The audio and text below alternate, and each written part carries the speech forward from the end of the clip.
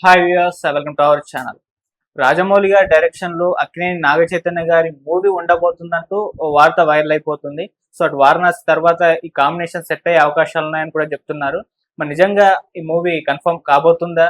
మరి రాజమౌళి గారు ఆయన పెరిగిన మార్కెట్ ను దృష్టిలో ఉంచుకొని నాగచైతన్య గారితో మూవీ తీసే అవకాశం ఉందా లేదా? ఇప్పుడు దీనికి సంబంధించి డిస్కస్ చేయడానికి ప్రజెంట్ మనతో పాటు సీనియర్ ఫిల్మ్ జర్నలిస్ట్ అప్పాజీ గారు ఉన్నారు. వారిని అడిగి తెలిసిన ప్రయత్నం చేద్దాం. నమస్కారం సార్.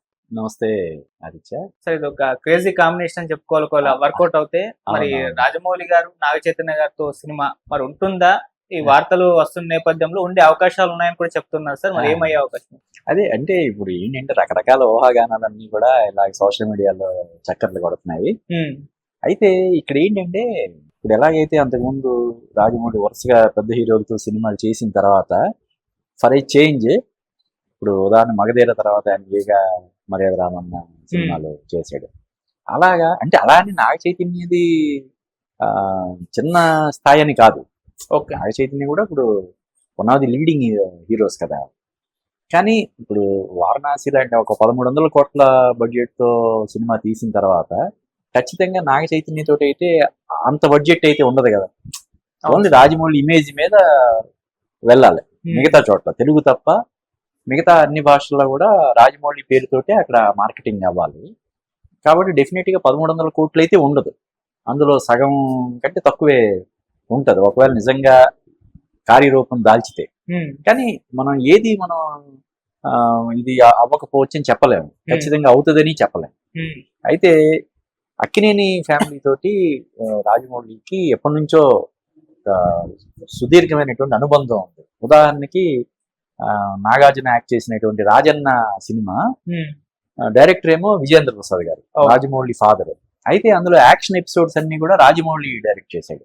ఓకే, అఫీషియల్ గా ఏదో అంటే తండ్రికి హెల్ప్ చేయడం కోసం అన్నట్టు కాకుండా అఫీషియల్ గా ఇందులో యాక్షన్ పార్ట్స్ అన్ని కూడా యాక్షన్ బ్లాక్స్ అన్ని కూడా రాజమౌళి చేస్తున్నాడని అఫీషియల్ గా చెప్పి చేశాడు.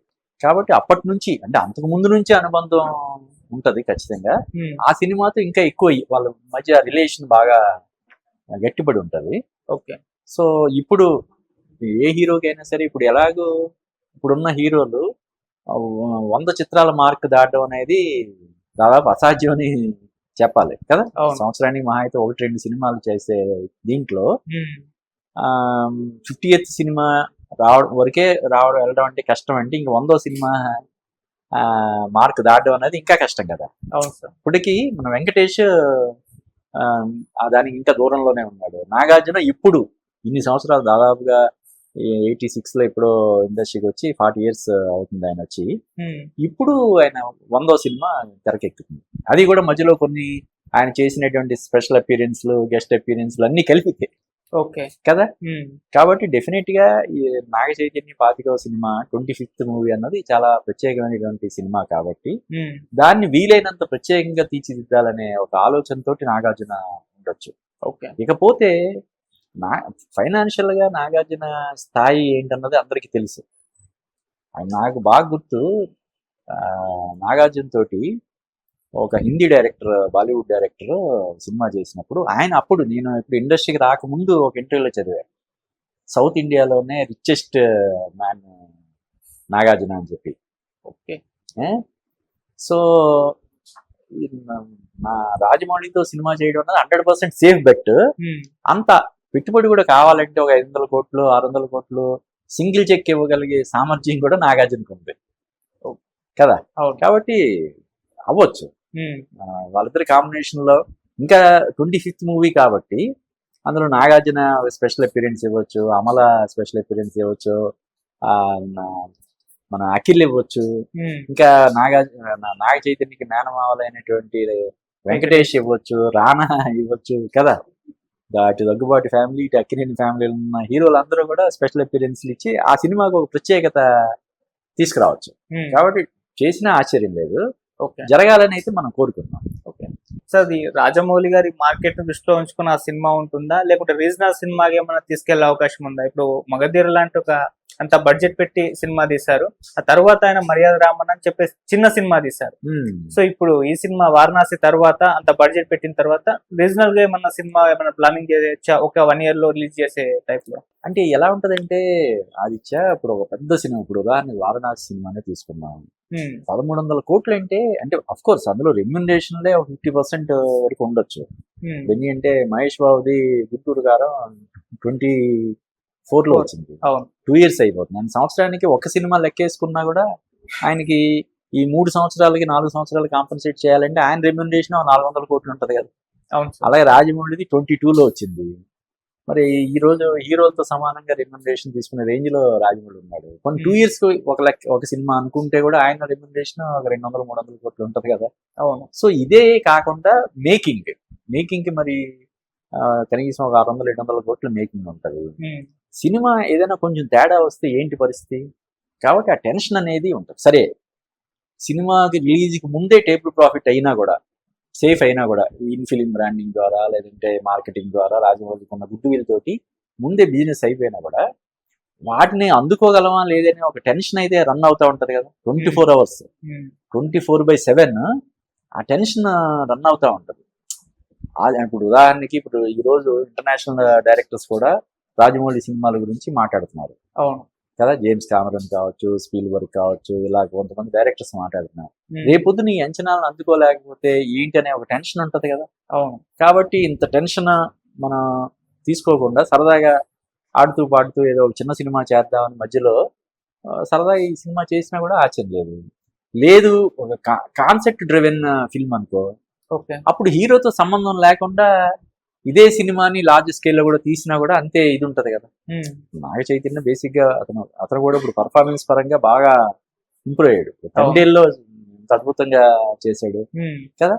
ఇంకా రాజమౌళి లాంటి ఇంకా ఎలా చేయించుకుంటాడు? దానికి ఇన్ని రోజుల్లోనే తీయాలనే ఒక లిమిట్ అది పెట్టుకోడు ఆయన. అది 100 రోజుల 200 రోజుల 300 రోజులు తీస్తూనే ఉంటాడు బాగా వచ్చేంత వరకు. ఇప్పుడు ఎన్టీఆర్ రామ్ చరణ్తో కూడా మన ఇంటర్వ్యూలో చూసాం, ఏదో ఒక పర్టికులర్ సీన్ 30-40 సార్లు వాళ్ళు యాక్ట్ చేయించి ఫైనల్ ఫస్ట్ ది ఓకే చేసాడు అని చెప్పి ఎన్టీఆర్ తీవ్రంగా గొడవ పడుతున్నట్టు రాజమౌళి తోటి చెప్పడం జరిగింది. అవును సార్. అంటే ఎప్పుడైతే దానికి ఒక బడ్జెట్ లిమిటేషన్ కానీ లేకపోతే డేస్ లిమిటేషన్ కానీ లేనప్పుడు డెఫినెట్ గా అద్భుతమైనటువంటి అవుట్పుట్ రావడానికి ఉంటుంది. అంటే అది ఎవరికి సాధ్యం అవుతుంది? రాజమౌళి లాంటి వాళ్ళకే సాధ్యం అవుతుంది. ఎందుకంటే అతను సినిమా అంటే, రాజమౌళి సినిమా అంటే థియేటర్లకి జనాలు వచ్చేసే పరిస్థితి ఉంది కాబట్టి. ఇప్పుడు RRR సినిమా ఉంది, సినిమా పేరు కాదు కదా అది, అసలు వర్కింగ్ టైటిల్ అది. అవును సార్.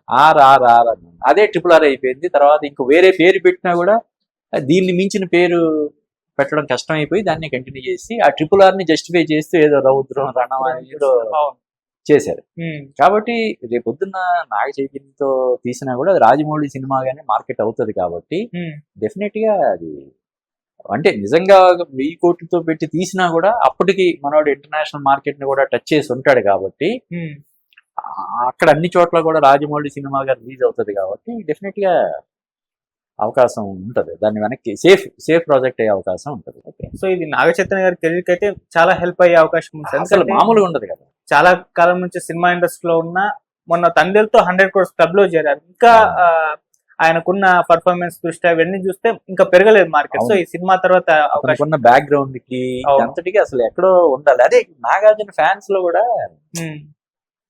నాగార్జున వాళ్ళ పిల్లల మీద సరిగా ఫోకస్ పెట్టట్లేదు. ఆయనకి అంత స్థాయి ఉండి కూడా, కొన్ని 1000 కోట్లు ఆస్తి ఉన్నా కూడా పిల్లల కెరీర్ మీద పెద్దగా ఫోకస్ పెట్టట్లేదని ఒక ఇది ఉంది ఫ్యాన్స్ లో. అవును సార్.